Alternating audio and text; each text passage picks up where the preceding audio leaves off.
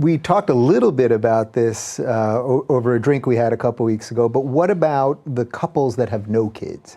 Couples that just say, you know, we're more interested in our intellectual pursuits or traveling or something. You think they're really missing sort of like a key component of what life is, right? I do. I really believe that. I mean, I think that kids have a bad rap. That's the problem. That's also why I wrote this chapter in part, because, you know, you see this too at a lot of Hollywood depictions of children. It's very rare that you see children portrayed nobly in a Hollywood film.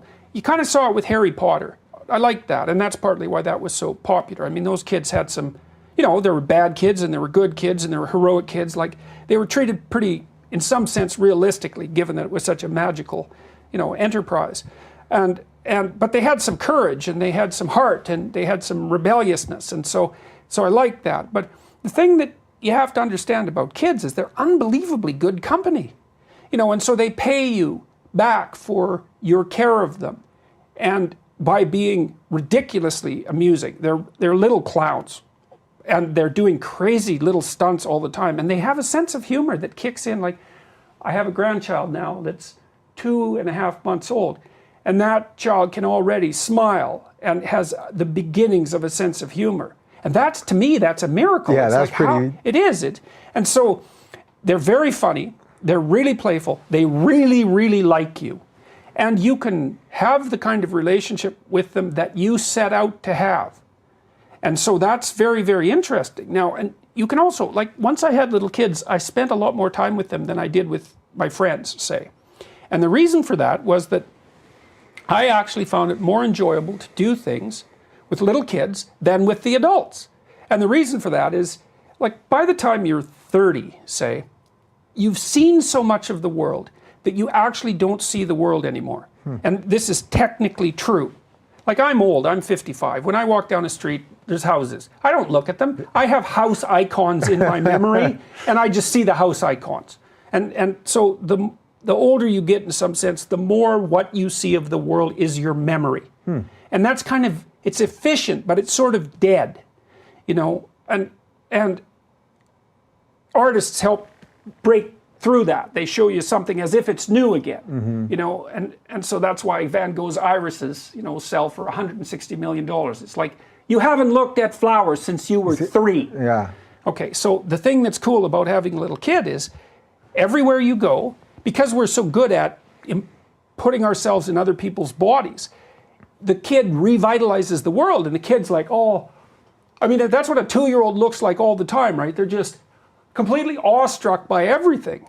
And you can see that again, and that's really interesting. Man, I know you know about my love of Star Wars, but I watched Empire Strikes Back with my 5-year-old at the time nephew, and at the moment when Darth Vader told Luke he was his father, I was staring at him, and he loved Star Wars, and I was looking at him, and the way his eyes opened, I was like, wow, like, what, that thing, like, that's what it's all about. Right. That's what it's all, like, as an adult, how could I, as a 41-year-old, have that experience again? And that's what you're talking about exactly. art. And a movie is art. Oh, yeah, absolutely. Well, I took my daughter to see The Mask with Jim Carrey when she was, like, a little bit young for that. You know?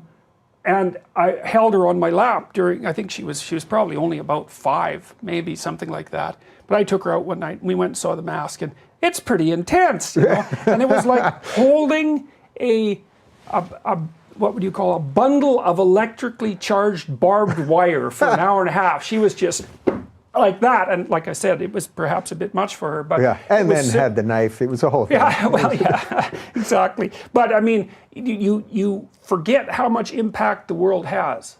And you know, if you bring little kids around old people, you can really see this, because old people will sit around. Like when we first had my daughter, she was the first grandchild on my side. We'd take her up to this lake that I go to see my parents at, way the hell up in northern Alberta. And she was like a little fire. You know how people sit around a fire and look at it, they can't look away? It's because we're all the descendants of the first crazy chimpanzee who couldn't keep his goddamn mitts off the fire, you know? And that's what little kids are like. And the older people just watch them non-stop. And it's partly because they're participating in that renewal of the world, you know, which is like, it's like a reintroduction to the unsullied paradise of being, something like that. But it only works if you like your kids. And so there's a disciplinary element that's really important too. And one of the things that modern parents don't understand, and I think this is because of the exceptionally permissive ethos of the 1960s, when we developed this idea that everything that society does to children is bad. And so don't damage your children, like by putting restrictions on them. It's like, that's so wrong that it's almost impossible. It's why people shy away from kids, because they don't understand that you don't have to put up with any unnecessary, unpleasant nonsense from children. It's not necessary. It's interesting. So you could almost argue that the 60s led to exactly what you're talking about. These kids who then were taught to be afraid of everything, they become a mess.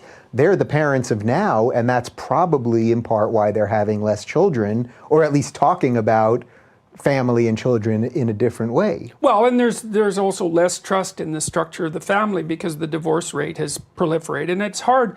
Like, there's a woman in our department, in the psychology department, who's Ellison. What's Ellison's last name? She's going to hate me if she ever watches this.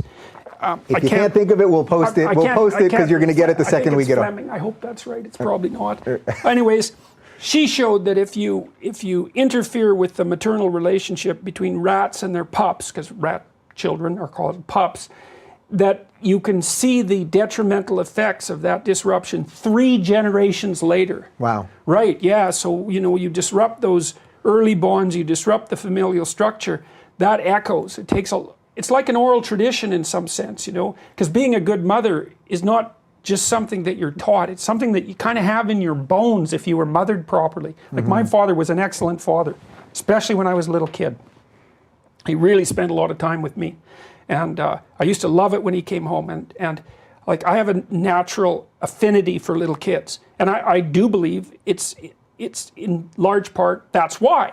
It's because I just know how to react with them. And I do believe it's because of the way that I was treated when I was a little kid. You disrupt that. It's like, and lots of people don't trust themselves as parents, because they were hurt, or they didn't have good role models, or they don't trust the familial structure. And so, that all makes people afraid.